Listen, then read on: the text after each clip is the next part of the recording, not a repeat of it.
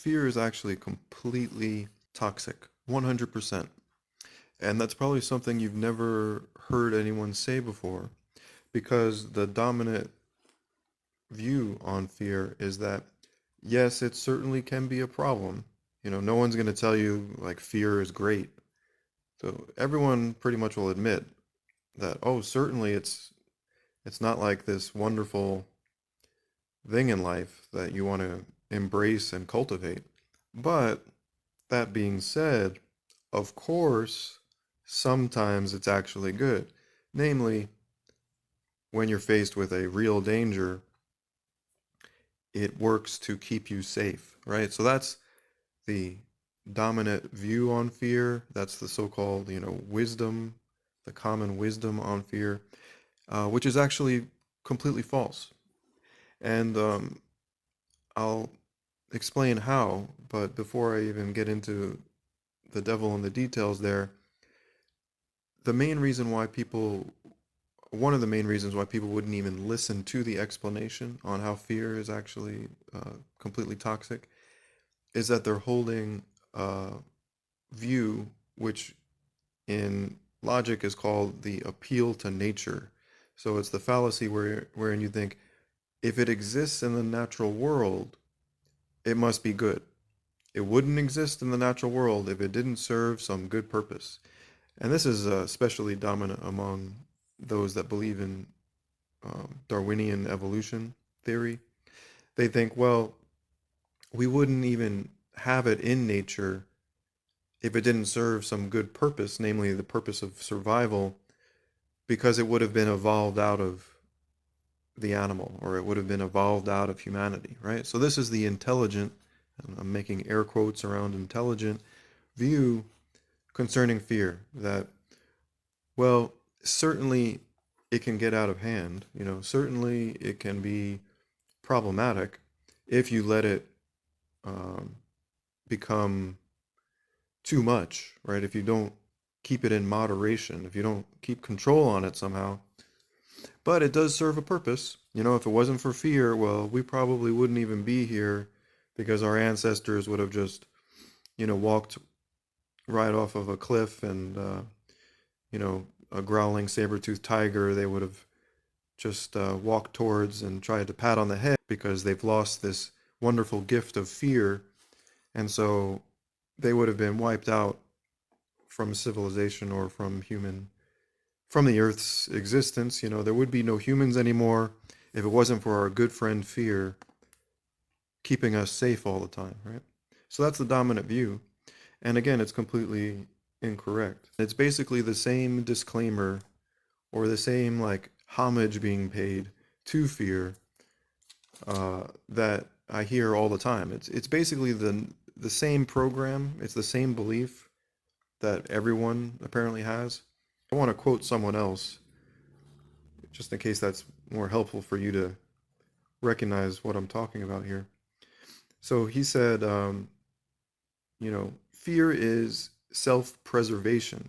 It keeps you safe. Um, there are times though when you have to problem solve and you don't want to panic.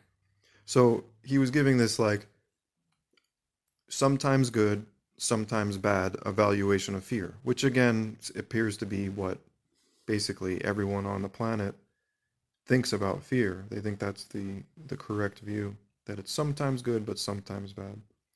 He said, well, fear is our natural alarm system that keeps us away from a potentially dangerous situation. The thing to get here, though, is that fear, if you actually analyze it, you can discover isn't actually beneficial. And the times that they tell you that it is beneficial, they're actually equating it with something other than fear, namely the body's crisis response. So you've probably heard of like the fight or flight response. Sometimes it's also called the fight, flight, or freeze response. Now, the simple thing to get here is that it's talking about a physical reaction, right? If you look into the fight or flight response, it's going to be talking about all these bodily activities, right? That give you increased strength, right? Give you the ability to fight back or run more quickly. Even amazing things happen like reducing blood flow to the outer level of your skin so that if you are cut, you won't bleed too much, right? Notice here that these are all bodily in nature, right? Physical. It's activities in the physical body, right?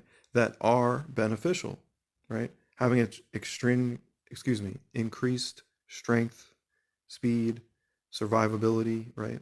These kind of things.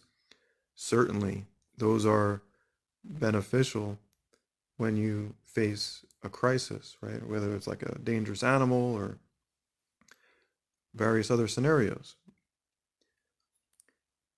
Fear is an emotion thought, not a physical process in the body. So what they've done, and I say they like in a conspiratorial way, what they have done is, or maybe I should just say what he, the enemy, has done, who inspires they to propagate this falsehood, this sabotage, this spiritual propaganda. What they've done is conflate the two. They've made you believe that the body's physical crisis response is fear or is a form of fear, which is incorrect, which is false. And so, because you think that fear is this physiological reaction of the body, which clearly is beneficial, you then are led to believe that fear is sometimes beneficial. So that's how you've been deceived. Fear is an emotion thought. An emotion thought that serves you never. I know that's not speaking perfectly, but it never serves you, especially in a crisis. If you're faced with an actual dangerous situation, if you cling to fear, you've actually decreased your safety. Why? Because fear lowers your ability to think critically and it lowers your awareness.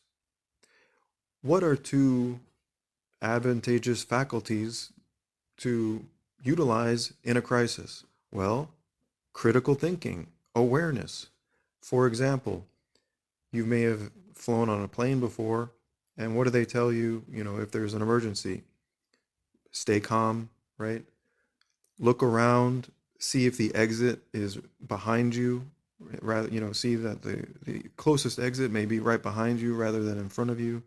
Stay calm, evaluate, have awareness, right? Think critically, get the mask, get the oxygen for yourself first so that you'll be able to help your children, right? They're promoting relaxed awareness and critical thinking, right? Because that's the smart thing to do in a crisis. Relaxed awareness and critical thinking. Well, guess what fear does? It eliminates your relaxation because it's a form of stress. It reduces your awareness and it reduces your critical thinking. So the three things that are most valuable in a crisis, fear takes away from you. How is that beneficial? It's not. It's the opposite of beneficial. it's it's detrimental.